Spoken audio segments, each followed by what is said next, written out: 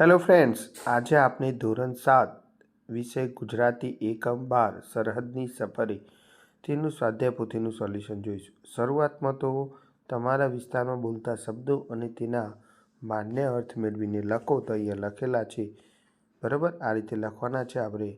ત્યાર પછી પ્રશ્ન 2 છે કે આપેલ શબ્દ અને તેના માન્ય અર્થના આધારે વાક્ય બનાવવાનું છે, આ રીતે, બરાબર?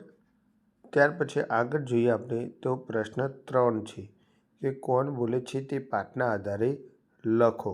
તો એ લખેલા છે કે કયું વાક્ય કોણ બોલે છે, બરાબર? તો આ રીતે આપણે લખીશું. ત્યાર પછી આગળ જોઈએ પ્રશ્ન 4. તો નીચેના વાક્યોને યોગ્ય ઘટનાક્રમમાં ગોઠવીને આપણે ફરીથી લખવાના છે અને તે આપણે આ રીતે લખવાનું છે, બરાબર? ઘટનાક્રમમાં ગોઠવીને આ રીતે આપણે લખીશું. ત્યાર પછી જોઈએ પ્રશ્ન 5. બોલીના શબ્દો અને તેના વિસ્તાર સાથે જોડીને ફરીથી લખો. તો આ રીતે સુરતમાં મસ્ત આઈડિયાવાળો, કચ્છમાં ઇન્થેરોદોવાળો અને ભાવનગરમાં એમ ભૂખ્યાવાળો, એ રીતે લખવાનું છે, બરાબર? આગળ જોઈએ પ્રશ્ન 6 છે યોગ્ય વિકલ્પ પસંદ કરો. MCQ પ્રશ્ન, એમાં પહેલામાં જવાબ મઠ આવશે, બીજામાં વીરગાથા અને ત્રીજામાં તપસ્યા સ્થળ. આ રીતે જવાબ આપણે ટીક કરવાના છે. ત્યાર પછી આગળ જોઈએ આપણે પ્રશ્ન 7, બરાબર? આમાં કૌંસમાં આપેલા શબ્દો અને અંદર વાપરેલા શબ્દો બધા સામાનાર્થી જ છે, એક સરખા જ છે, પરંતુ આપણે ફરીથી બધા શબ્દો વાપરીને વાક્ય બનાવવાના છે, આ રીતે, બરાબર? વાક્ય એકનું એક જ છે, માત્ર શબ્દ બદલાય છે. તો આ રીતે આપણે એ વાક્ય ફરીથી શબ્દ ઉમેરીને લખવાનું છે, ઓકે? ત્યાર પછી આગળ જોઈએ આપણે પ્રશ્ન 8. અહીં આપેલી વિગત જવાબ રૂપે આવતી હોય તેવો પ્રશ્ન લખો. તો અહીંયા જવાબ આપેલા છે ને આપણે એનો પ્રશ્ન બનાવવાનો છે કે આપણે એવો કેવો પ્રશ્ન પૂછીએ તો એ લખેલા વાક્યનો જવાબ મળે. તો આ રીતે આપણે પ્રશ્ન બનાવીને લખીશું, બરાબર?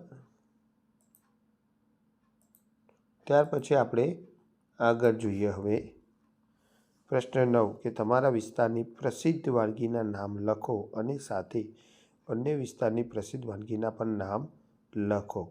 તો આ રીતે લખીશું આપણે, બરાબર? ત્યાર પછી પ્રશ્ન 10 છે કે તવાંગ યાત્રા વિશે ટૂંકમાં લખો.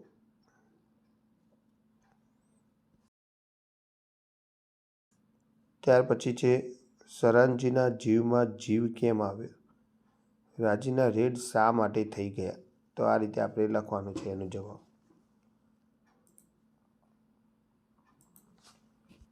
ત્યાર પછી સરહદની સફરેમાં ગુજરાતના કયા કયા વિસ્તારોનો ઉલ્લેખ કરવામાં આવ્યો છે તેની યાદી તૈયાર કરવાની છે આપણે.